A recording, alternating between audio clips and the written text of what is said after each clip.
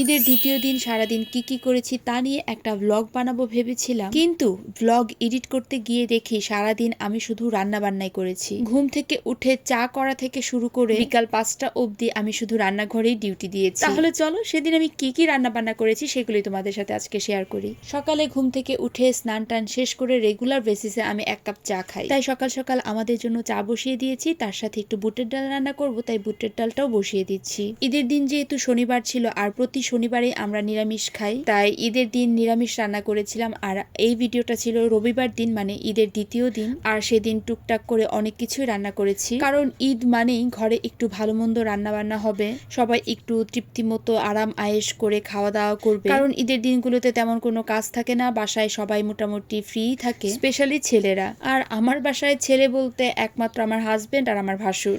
যাই হোক, আমি একটু আজকে খাসির মাংস রান্না করব আর রোস্টও রান্না করব। তাই প্রথমে খাসির মাংসটাকে একটু চা খেতে খেতে ভালো করে ধুয়ে নিচ্ছি, আর সেই সাথে একটু টকও রান্না করব। এক চুলায় বুটের ডাল বসিয়ে দিয়েছি, আরেক চুলায় টক বসিয়ে দেব। কাঁচা আম আর টমেটো দিয়ে টকটা রান্না করব। এই যে কথা বলতে বলতে কিন্তু আমার এদিকে বুটের ডালটাও মোটামুটি সেদ্ধ হয়ে গিয়েছে, তাই এখানে হলুদ গুঁড়ো, মরিচের গুঁড়ো, জিরার গুঁড়ো দিয়ে বুটের ডালটাকে আলাদা একটা চুলায় বসিয়ে রাখলাম। আর সেই সাথে আমার টকও দেখলাম হয়ে গিয়েছে, মানে আম আর টমেটোটাও সেদ্ধ হয়ে গিয়েছে, তাই পরিমাণ মতো চিনি দিয়ে নামিয়ে ফেলবো। টকটা একদমই খুবই সিম্পল ভাবে রান্না করেছি, কোনো ধরনের এক্সট্রা মশলা ব্যবহার করিনি। আজকে যেহেতু সবগুলো আইটেমে একটু হেভি হবে, তাই হালকা পাতলা করে রেখেছি টকটা, মানে আমের চাটনিটা। এদিকে টক রান্না হয়ে গিয়েছে, এবার বুটের ডালটা সম্ভার দিয়ে ফেলবো। রান্না বান্না করতে আমার কখনোই খারাপ লাগে না, তবে সবচেয়ে বিড়ম্বনায় পড়ি হচ্ছে কি রান্না করব সেটা নিয়ে। প্রতিদিন চিন্তা করতে হয় যে এটা রান্না করব নাকি ওইটা রান্না করব, অ্যাকচুয়ালি কি রান্না করব। প্রতিদিন এক এক দিন এক এক ধরনের রান্না বান্না করতে হয়, সেটা চিন্তা করতে করতে মনে হয় যে আমার সারা দিন চলে যায়। আর মাঝে মাঝে সেটা চিন্তা করতেও বিরক্ত লাগে, কারণ একদিন খাওয়া দাওয়া শেষ হলে পরের দিনের চিন্তা করতে হয় কি রান্না করব। এদিক দিয়ে অবশ্য সৃজার পাপা মাঝে মধ্যে বলে দেয় যে এটা রান্না করো, তাহলে এই জন্য আমার অ্যাকচুয়ালি একটু সুবিধা হয়। যাই হোক, কথা বলতে বলতে আমার এদিকে ডাল সম্ভারও দিয়ে ফেলেছি, বুটের ডালও হয়ে গিয়েছে। এর সাথে আমি রোস্টেড চিকেনটাকেও লেবু আর লবণ দিয়ে ভালো করে মেখে রেখে দিব। আর সেই সাথে সব রান্নাতে ব্যবহার করার জন্য একটু পেঁয়াজ বেরেস্তা করে রাখছি, তাহলে রান্না বান্না করতে একটু সুবিধা হয়। সেদিন আমি রান্না বান্নার পুরো রেসিপি ডিটেলস বানিয়েছিলাম। ভিডিও এডিট করতে গিয়ে দেখি পুরো 1 ঘন্টা 45 মিনিটের ভিডিও শুট করেছি আমি, আর সেইখান থেকে কাটছাট করে এতটুকু বানিয়েছি। মানে কি একটা অবস্থা! আমি ভিডিও এডিট করব কি, আমার মাথা একদম মনে হয় হ্যাং হয়ে গিয়েছে। এত বড় ভিডিও আমি কিভাবে এডিট করব?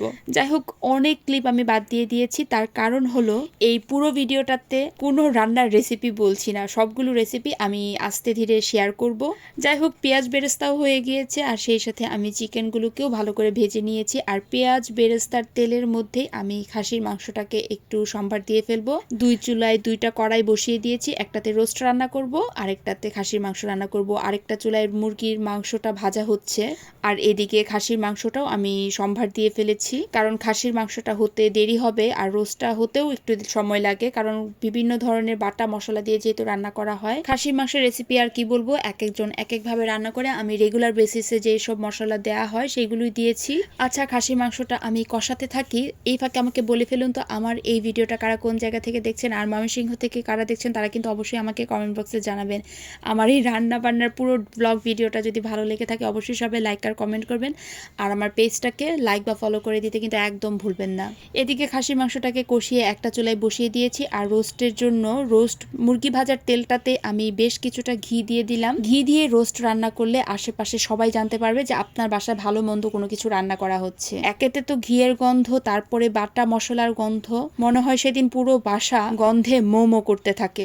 আমি রোস্ট রান্না করার সময় সব সময়ই একদম ইনস্ট্যান্ট, মানে সাথে সাথেই সবকিছু ব্লেন্ড করে তারপরে রোস্ট রান্না করি। একটা করে অল্প আঁচে ভাজতে থাকি, তারপর আরেকটা ব্লেন্ড করে তারপরে রান্না করি। আর টাটকা সবকিছু দিয়ে রান্না করার টেস্টই হয় অন্যরকম। 2 চুলাতেই 2টা বসিয়ে দিয়েছি, তা না হলে আমার একদম রান্না করতে অনেকটা দেরি হয়ে যেত। খাসির মাংসে একটু টক দই দিয়েছি যাতে মাংসটা তাড়াতাড়ি সেদ্ধ হয় আর টেস্টটাও যাতে একটু ভালো হয়। আর এদিকে আমি ব্লেন্ড করছিলাম রোস্টের জন্য মশলা। ত্রিধা নিয়ে আসছিল পড়াশোনা, মানে সকাল থেকে খুবই একটা চাপের মধ্যে থাকি, সব সময়ই একেবারে হুড়াহুড়ির মধ্যে থাকি আমি। এদিকে আমার রোস্টের মশলাও কষানো হয়ে গিয়েছে, ভাজা চিকেনগুলো আমি রোস্টের মশলাতে দিয়ে দিয়েছি, আর সেই সাথে দিয়ে দিলাম কাজু বাদাম বাটা, কিশমিশ বাটা আর টক দই, আর ওই যে পেঁয়াজ বেরেস্তা করে রেখেছিলাম সেটাও দিয়ে দিলাম।